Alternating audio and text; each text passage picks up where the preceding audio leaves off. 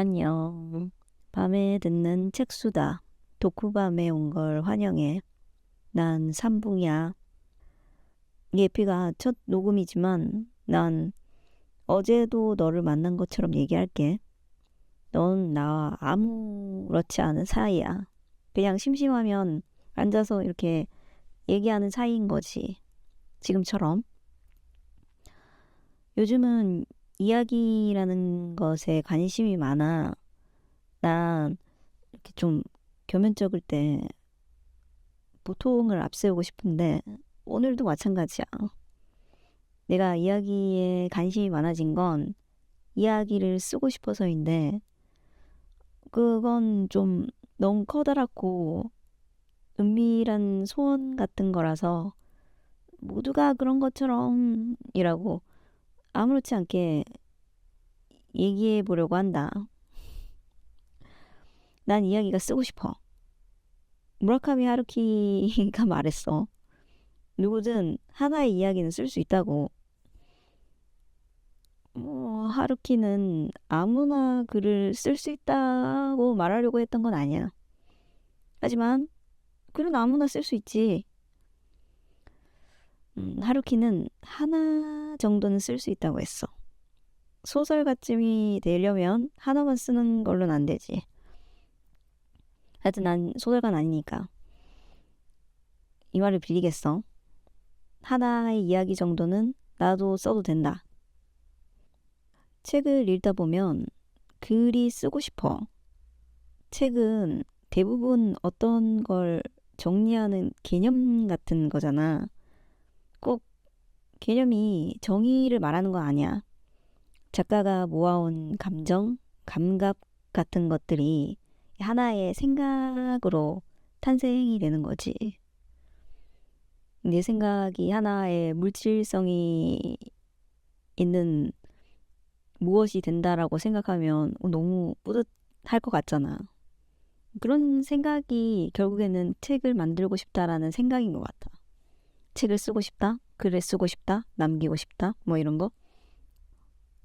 그런 생각들을, 남의 생각들을 읽다 보면 나한테도 나를 통과한 그 여러 책들에서 자연스럽게 정리된 내 것들이 나오거든. 그러면 나도 내가 만들어낸 나만의, 나만의 것은 아니지만, 플러스 알파, 그런 개념 같은 걸 이야기해주고 싶은 마음이 들어. 또는 이런 거일 수 있지. 책을 읽지 않더라도 난 이렇게 지나간 시간 속에서, 세월 속에서 내 몸속에 너무 많은 것들이 이렇게 묵혀있단 말이야. 그 몸과 관련된 이야기, 자연스럽게 주먹이 나오는 이야기, 아니면 내 몸에 쌓인 감정이 외치는 이야기, 이것도 주먹이 나오는 이야기인가? 그런 하나의 이야기. 묘는 무언가 말해보고 싶다는 얘기야. 무언가 남기고 싶다는 얘기기도 해. 그래서 이야기에 관심이 많아졌는데 뭘 써야 되는지 모르겠다는 거야. 갑자기 내가 모험하는 용사 이야기를 쓸 수 없잖아. 왜 모험 이야기냐면 모험 이야기가 가장 사람들한테 많이 읽히는 것 같아. 하여튼 새로운 이야기, 나를 새롭게 만드는 이야기. 난 모험을 그렇게 좋아하지 않거든. 책을 솔직히 읽는 건 모험을 하지 않는 사람이 모험을 하는 방법이지.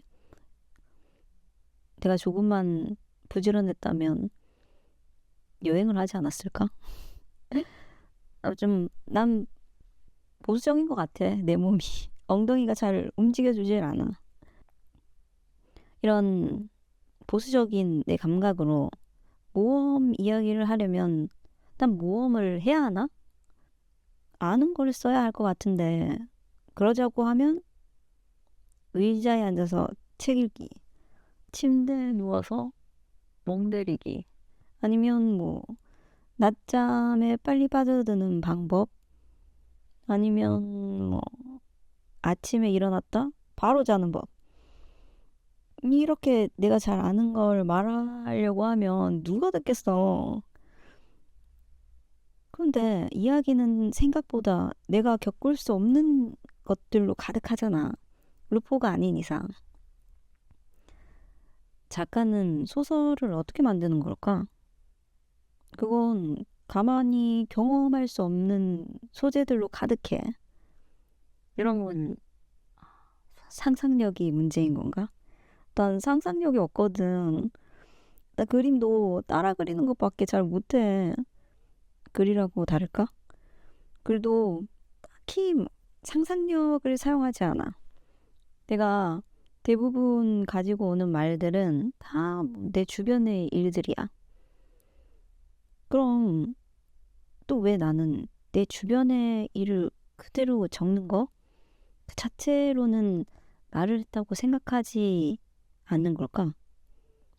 내가 하고 싶다는 이야기는 그냥 뭔가 느낌적으로 일상에서 부딪히는 그 구체적인 것들과는 다르다. 뭔가 다르다. 생각이 들어. 그럼 이야기는 무엇인가? 생각하고 싶지. 이야기는 뭐야? 백설공주 이야기, 신데렐라 이야기. 이야기라고 하니까 단어가 은근하게 소설이라는 것과 닿지가 않아. 미묘하게 어긋나. 노르웨이 숲 이야기, 헤븐의 카프카 이야기. 잘 붙지가 않잖아. 그건 뭐랄까 작품이지. 홀로 존재하는. 그럼 내가 이야기를 쓰고 싶다고 하는 건 그 미묘한 차이를 잡은 건가 잡지 않은 건가 아직 알 수가 없어. 소설은 하나의 세계관이지. 그건 뭔가 초심자가 감당하기에는 좀 거대한 지점이 있어. 이 지점에서 바로 내가 이야기꾼이라는 책을 펼쳐보는 거야. 이야기꾼은 책으로 나오기엔 좀 짧아. 뭐 한 바닥짜리 에세이들과 비교하면 조금 긴 니콜라이라는 작가에 대한 에세이야. 세뮤얼 타이탄이 이 단행본을 기획하면서 꽤 긴 서론을 붙이는데 길다고 하는 건 뒤에 나오는 이 책의 주인공 이야기꾼의 필자 베냐민의 그 글 몇몇 개보다 분량이 좀 있어서 그래. 세뮤얼은 이야기꾼을 바라보는 일반인의 시선에 대해서 얘기하거든. 베냐민의 다른 글보다 이야기꾼을 좀 쉽게 생각하는 경향이 있다고. 베냐민의 다른 글의 제목이 같이 적혀 있거든. 독일 비예극의 기원, 기술 복제 시대의 예술 작품. 좀 부담스럽다. 제목만 들어도. 난 이야기꾼을 이 책으로 처음 알게 돼서 이게 무슨 소린가 싶었어. 뭐, 나에게는 처음 듣는 거니까 쉽고 자시고 할 게 없잖아. 프사메니투스 이야기가 있어. 헤로도토스의 역사에 나오는 이집트 왕의 일화래. 프사메니투스가 캄비세스에게 정벌을 당하고 이 캄비세스는 프사메니투스에게 치욕을 안겨주고 싶은 거야. 성 밖에 있는 관람석에 프사메니투스를 세워놓았어. 그러면 프사메니투스는 성 안으로 들어오는 피정복자, 그러니까 그의 뭐 가족, 친지, 친구, 신하, 가신의 행렬을 지켜봐야 돼.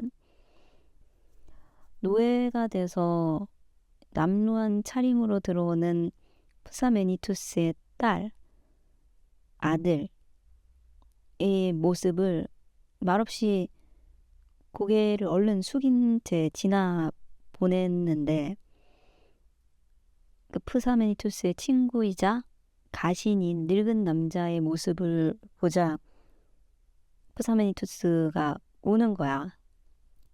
통곡을 했어. 이게 푸사메니투스의 이야기야. 그래, 난 이 이야기를 어딘가에서 읽어봤어. 산딸기 오믈렛이라는 글도 있어. 왕이 요리사에게 자신이 먹고 싶은 단 하나의 요리에 대해 얘기했어. 전쟁 중에 어느 집에서 민가에서 얻어먹은 그 일반적인 오믈렛이었는데 그때 먹은 그 산딸기 오믈렛이 너무 먹고 싶다. 만약 그때 먹었던 그 요리와 맛이 같지 않으면 요리사에게 벌을 내리겠다고 한 거야, 왕이. 어디서 들어본 얘기 같지? 요리사는 왕께서 그 맛을 느끼시려면 다시 전쟁이 일어나야 한다고 했어. 이 이야기는 솔직히 베냐민의 글이라고 생각하지 못했어. 그냥 이야기인 줄 알았어, 진짜. 무슨 말인지 알겠어? 이게 이야기라는 거야. 난 대본을 짜지만 방금 이 말을 옮기면서 이야기라는 걸 조금 알아버린 것 같은 기분이 들었어. 세뮤얼은 독일 비예극의 기원이라든지 기술복제시대 예술작품처럼 머리를 이렇게 싸매야 하는 베냐민의 다른 글들과 이 글은 그렇게 분리되어 있지 않다고 했어. 같은 맥락에서 이어져 온다는 거지. 또 이야기꾼이 한순간에 나오는 글도 아니라고 했어. 세뮤얼은 이야기꾼이 만들어지기까지의 과정을 베냐민이 쓴 글들과 또 다른 이들이 쓴 글을 통해서 베냐민이 언급했던 다른 글들을 통해 보여주려고 해. 베냐민의 이야기꾼은 한 번에 나오지 않았어. 다른 모습으로 어떤 부분이 여기서 조금, 저기서 조금 나타나다 하나의 글이 됐어. 그럼 나는 새로운 이야기를 찾아다니지. 찾는 건 사실 이야기라기보다 소재야, 소재. 난 소재를 찾아 헤매지. 소재 헌터.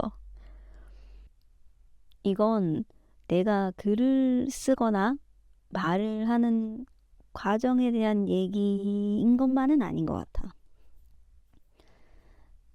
난 아주 예전부터 그 기록을 찢었어. 내 기록을. 택배 상자에 붙어 있는 운송장 같은 것만 말하는 게 아니야. 난 전화번호도 잘 바꿨는데 내 전화번호를 알고 있는 사람이 그렇게 많지 않단 말이야. 그런데 전화번호가 알려지는데 불편함이나 불안함 같은 게 있는 게 아닌데도 나는 전화번호를 바꿨어. 이건 그냥 성미야, 성미.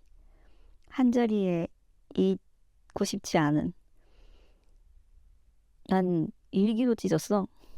뭐 슬퍼서, 화나서, 짭책 찢으면서 이건 지워버려야 돼. 이런 게 아니었어. 그냥 아무런 감정 없이 그냥 공책이 깨끗했으면 좋겠다라는 생각? 이런 건 뭔가 있을 거야, 아마. 그런 생각에 나의 기록을 없애왔던 거지. 내가 고정되어서 남아있는데 불안함 같은 게 있는 것 같아. 여하튼 정보 사회에서 탈취되는 개인정보를 걱정해서 하는 행위와는 아무 상관없는 나의 이 종이찍기. 난 지금 내가 하는 이런 기록과는 상반돼서 좀 도전 같은 거야. 이건 소재를 찾아다닌다고 했지.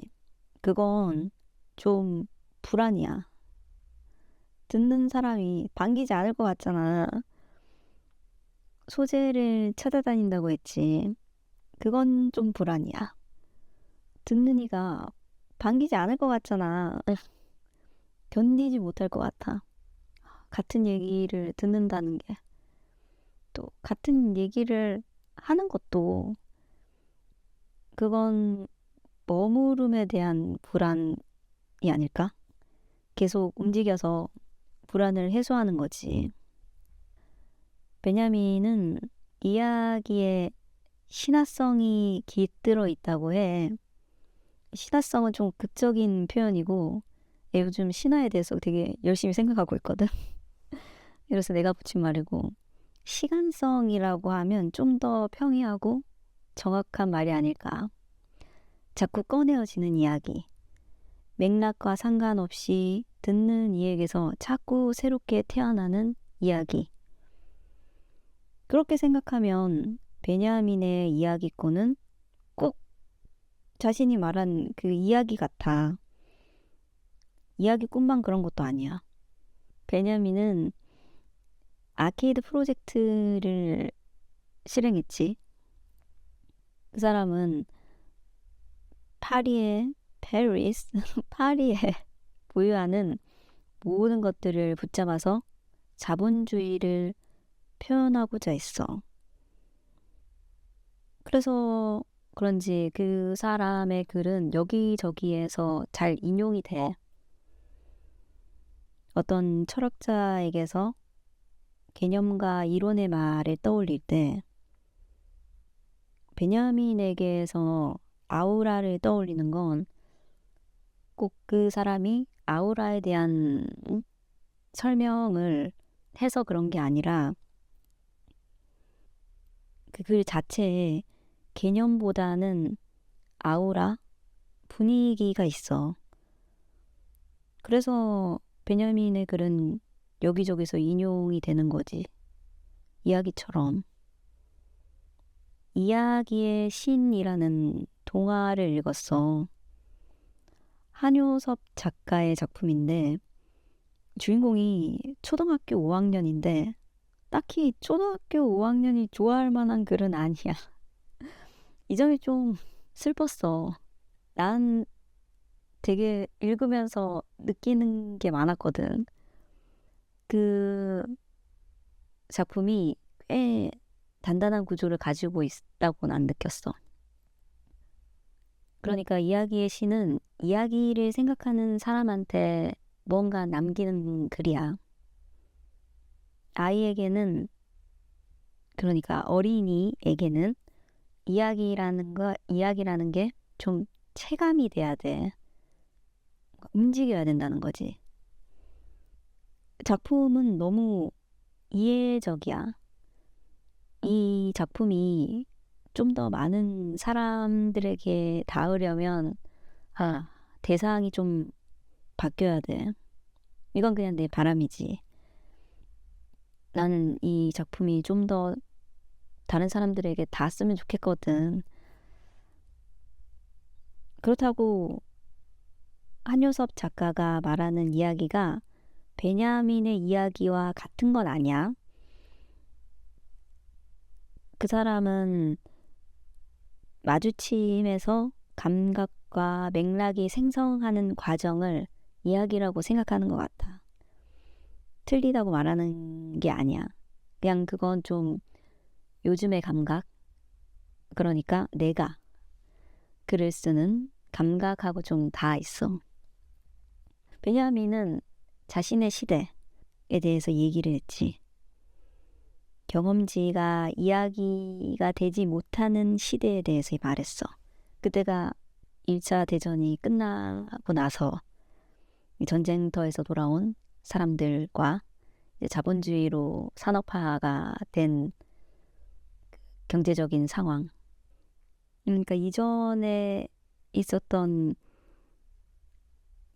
경험이라고 하는 것들이 통용이 이제 더 이상 되지 않는 시대였던 거야. 모든 이야기가 거짓이 되어버리고 사람들에게 닿을 수 있는 이야기가 없다고 말했어. 베냐민은 이야기에는 머무름이 필요하다고 했어.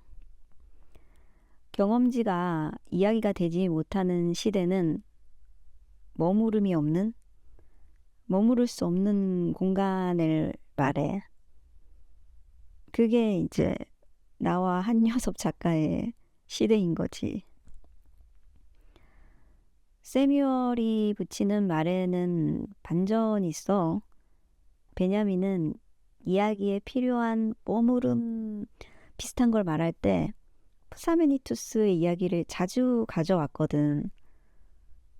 푸사메니투스가 자꾸 회자되는 데에는 그 노예가 되어버린 가신을 보고 통곡하는 푸사메니투스가 아무 말을 남기지 않았기 때문이거든.